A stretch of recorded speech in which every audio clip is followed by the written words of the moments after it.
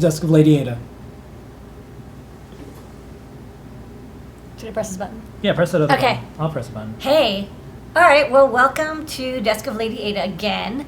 It's me, Ladyada. It's a Tuesday night, and I thought I'd continue where I did a little bit of hacking on yesterday, and kind of start showing. I did a little bit this morning. I'd show like a little bit of what I did on this quest, this QTouch quest to reverse engineer the QTouch peripheral touch controller for the SAMD processor. So we talked about having, a 2 or maybe even like 3-pronged approach to figuring out what these registers are and how they work. So the first way we were going to look at it is using ML Studio and running example code that linked against this closed source binary, and then seeing like what registers get changed. So you can check that out in yesterday's video. The other option was looking at disassembly of the library, or a binary that is linked against that library, and seeing what we can pull out from there, and that was actually really nice. And then a kind viewer of the show actually posted up a decompilation of the library. Thank you, kind viewer, whose name I just completely forgot, but is a researcher who I think I've seen at SummerCon or some other HackerCon. I was probably drunk, but awesome. Thank you so much for sending that along. We'll check that out and compare that to the disassembly to see it, like the benefits of going with a decompilation versus a disassembled output. Again, decompilation is a little harder to do. If you're going to pay for software, it's going to be more expensive, but can yield good results. And then the third prong approach is to look at other peripherals that are in this chip and try to match up. Because again, like there is a style of register access in the way that flags are set, interrupts are set, and those locations tend to be in the same bit spots. And we'll actually see that because I started to map out a register. So yeah, like I said, in the data sheet, there's no register information for this. So, we have ML Studio, which we can run the debugger in. But what actually I started doing, it was a little bit faster and easier to go through the disassembly. So with the disassembly, you're getting, again, there's these symbols that help you understand what's going on. So let's open up this ELF again. Eventually my license, I purchased a license, but it doesn't come through. Once I get it, I'll be able to save my work, so I don't have to redo this every time. And then it'll complain, it'll load up. Okay. Just one note, special thanks to Carl. That's right, Carl. Superstat on Twitter. Thank you. Thank you, Carl. And he also, commented with a link to the disassembly, which actually brought up an interesting question, is who owns decompiled output of a binary file? Unclear, right? Because it's like, is it copyright? Is there a copyright? Who owns that copyright? Until there's a test case, and until a judge or a jury makes a decision, until it really matters, I would say unknown. Unknown. You know what I would say? Yeah. It might be transformative enough. It could be, if you turn it into a creative output like music, like there's a lot of things that... Well, it's not really the original work though, right? That's what I'm saying. It's like, I don't know. Yeah. Unclear. Because a human didn't write it, a computer wrote it. Okay, so let's look at... for example, there were some really good ones. Like, for example, enable PTC, right? This is what we started with before. And we saw that there is this register here, 4200-4C00, which is in the zone. 4C00. I'm gonna dream about this register location. This register location is here. It's the PTC. So it really is, that is the correct location. So this function, enable PTC, is going to load, 2 into register 1, read the memory out of register 2, or it together, basically turn on that second bit, and then store it back. So now we know, like pretty much no doubt whatsoever, that the enable bit is the second bit of 4200-4C00. So what I started to do is I made a register map. And I just used my handy open office. And what I did is I kind of, made every other row be the register address, and I just put that in hex. So like, for example, here is that first address 4C00 and then 4C001. And then, I just, basically set aside 8 bits, A through H, mark the lowest one LSB just so I can, as I scroll. Actually, I wanted to freeze this. So as I scroll, I can, keep track of which bit is which. And I set this bit, which is the second bit of this register, to enable PTC. That's the name I'm going to call it. And that's when I started like looking at, okay, well, let's see how other peripherals on this device do things. So if you look at the DAC, which is not a very complicated peripheral, because only one DAC output, and there's like not a lot going on with the DAC. There's, it can do a lot, but it's pretty simple.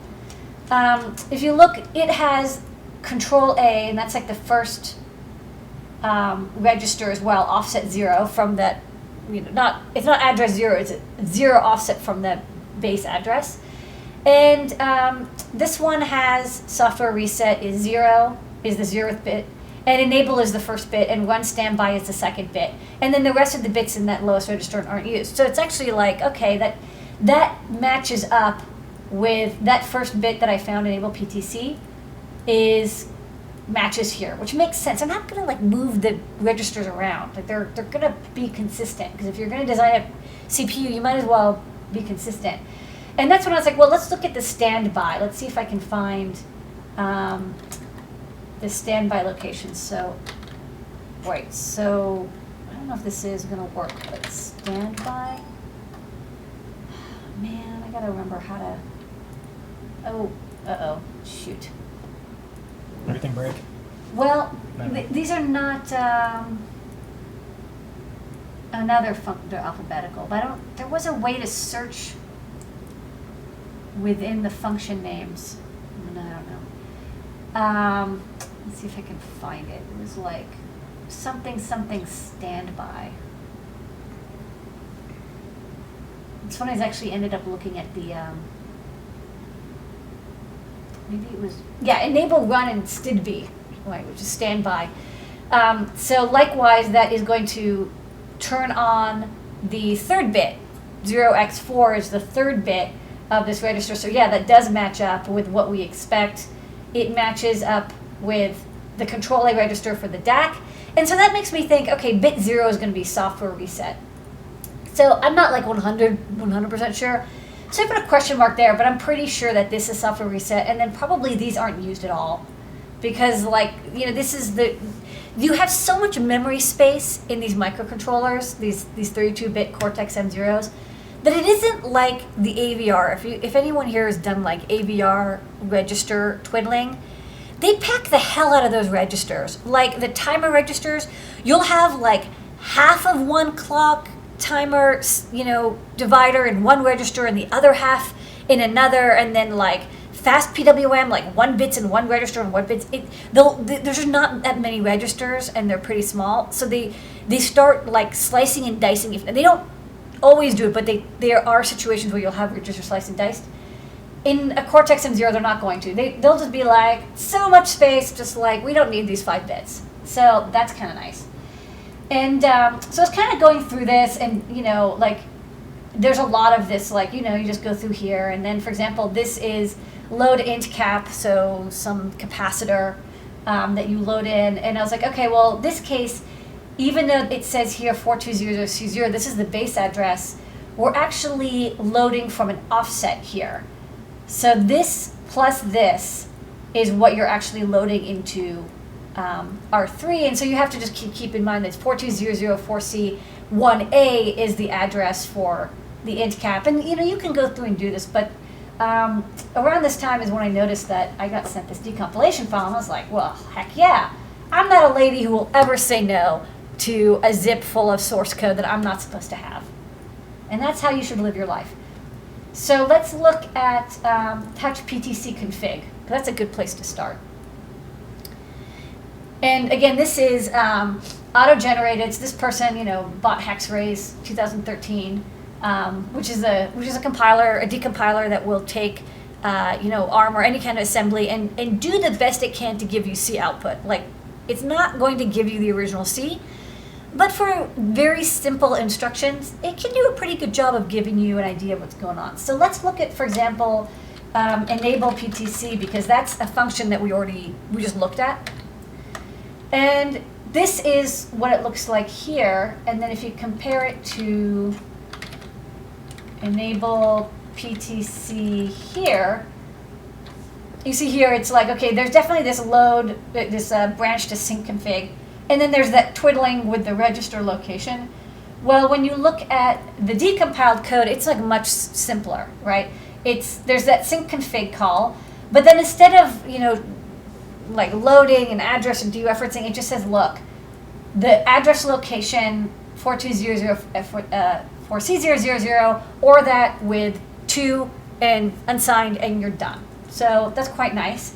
And then what's interesting is here when you get to disable PTC, this is actually, this is readable, but if you look at the disable PTC, it does a clear bit, and the decompiler thinks of that as ending with the inverse. So you just have to like have your calculator ready, and you're like, oh, because I can't always do all of the hex inversion in my head. You would type in FD, and then can you invert? You can invert. Let's see, XOR FF, yeah. So you XOR it with FF and you get 2. So that just means the disable PTC turns it off. And notice that not all of the registers are disable and enable are the same. And then of course we have sync config. So sync config says here, okay, so the top bit of the second byte is a sync configuration. And then if we look at control B, it actually doesn't do the same thing. There's no sync config here. I don't know, but we'll fill that in. So yeah, sync flag. So this is what you check to make sure it's synchronized. Let me just keep going. Are there any questions? Want to look at this? Let's see. Yeah, not really. All right. Okay, so next up, we actually started getting to some good stuff. So, okay, so there was that enable run and standby. Okay, so we got that. That's a run standby bit. Disable FB, that's the inverse of 4. And then get conversion result. I just love these function names. I gotta say thanks to whoever left these symbols in, because this is really handy. This is the conversion result. So I know that 4200 C1C, that's going to have the conversion result. Now the only thing I'm not 100% sure of is this says it's a word dereference, but I don't know if the compiler is just guessing. So this is where I would look at the disassembled to make sure, is it actually getting 8 bits or is it getting 16 bits? Or 32 bits, because I don't know how big the conversion is. Here it sort of implies it's a 16-bit result, and this word here sort of also implies it's a 16 or 32-bit result. But I can at least mark down 420 C1C as a conversion result, 8-bit at least. I think it's all 8 bits. It's kind of interesting because you'd think it would be all 32 bits, but maybe the result is only 32. So that is, what's that function called? It was get conversion results. So let's go to get conversion results. Yeah, it looks like it only reads,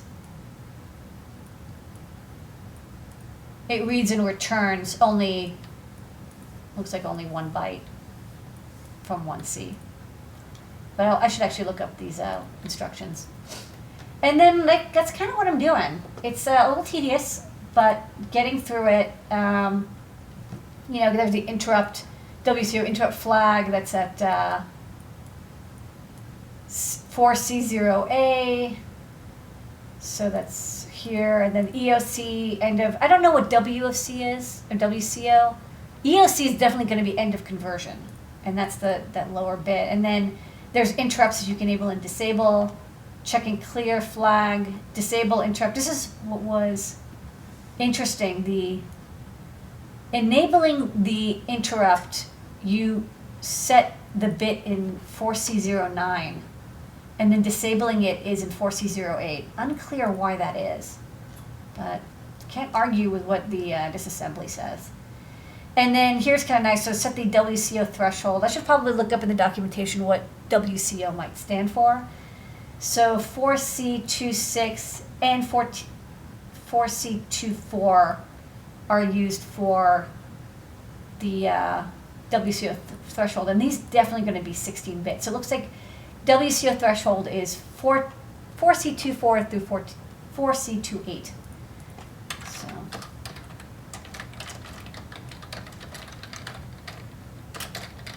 So kind of go through it step by step. And then because this is really easy, just going through the code and just like picking off each register as I see it being accessed.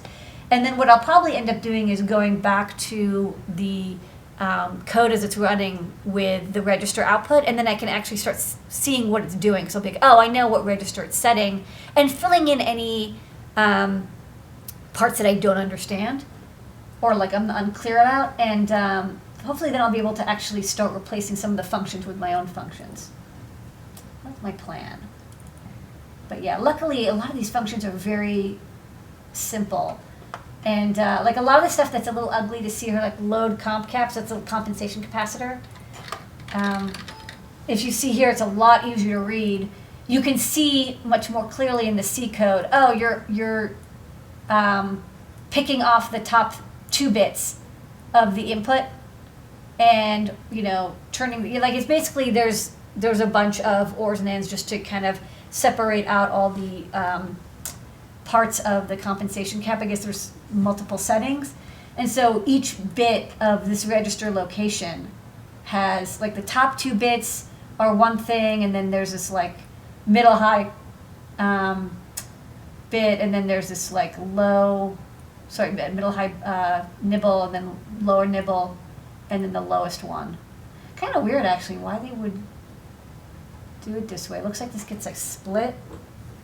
Kind of weird. For some reason, I guess you can't just assign it. Maybe you have to do it piece by piece. Anyways, part of this is like also seeing where this is called from. And then here's a nice thing, weights start conversions. This is probably, you can read this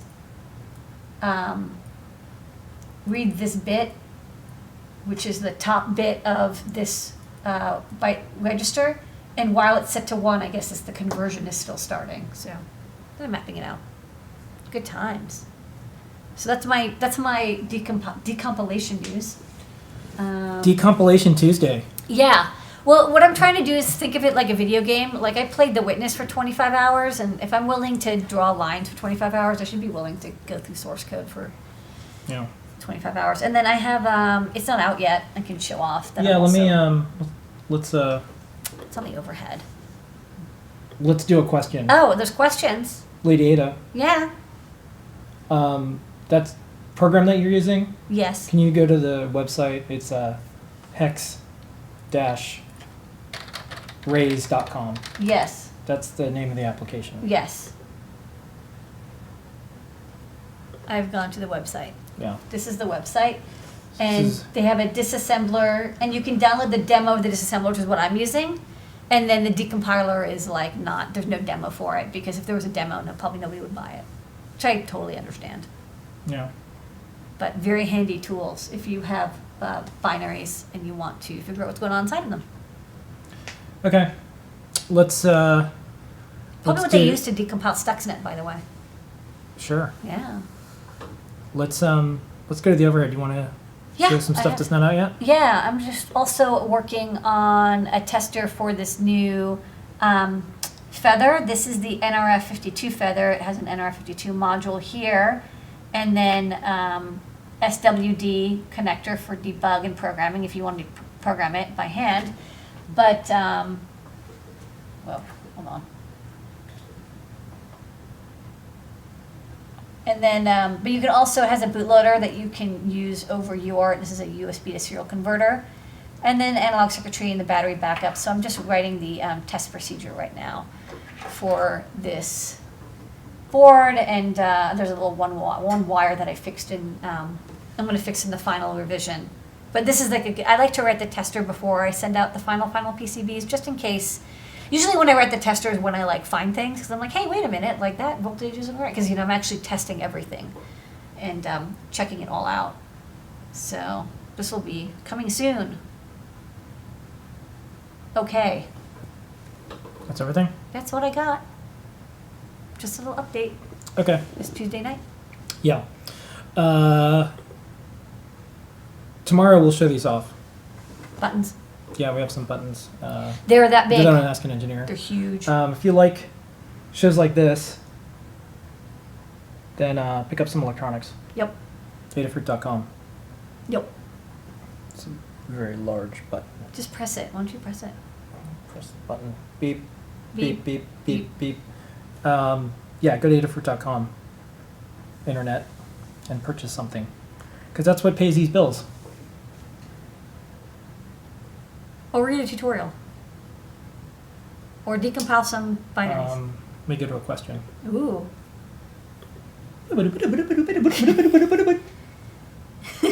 Is the JTAG socket going to be on the shipping version of the It's Not Out Yet? That's a good question. It won't be on the initial version because it's kind of bulky and it actually gets in the way. And it does come with a full bootloader, so you don't need it. So it'll be probably unstuffed. However, there will be a version later that will have it connected. It'll be a special version for use with Minute. And for that, while we are including the bootloader, your chances are if you're writing Minute, you're more likely to want to burn your own firmware directly and or use a debugger. So we'll have a version that has that connector on there. But for the default version that we're shipping at first, most people are not going to be doing debugging. They're going to use it with an Arduino, like IDE type interface. And so even though they can solder the connector, and if they'd like, we're probably not going to ship it with it. It's a design decision we made on purpose. Purposefully. Okay. That's it. We'll see everybody tomorrow. 7:30, show and tell, Multiple shows. 8 p.m. Ask an Engineer. That's right. And that's what we're doing. Electronics bigger than your head. Yeah. I mean, Your head. yeah, mine's kind of big. Yeah. Yeah. Okay. Doing pretty good there. All right. Later, folks. Bye-bye.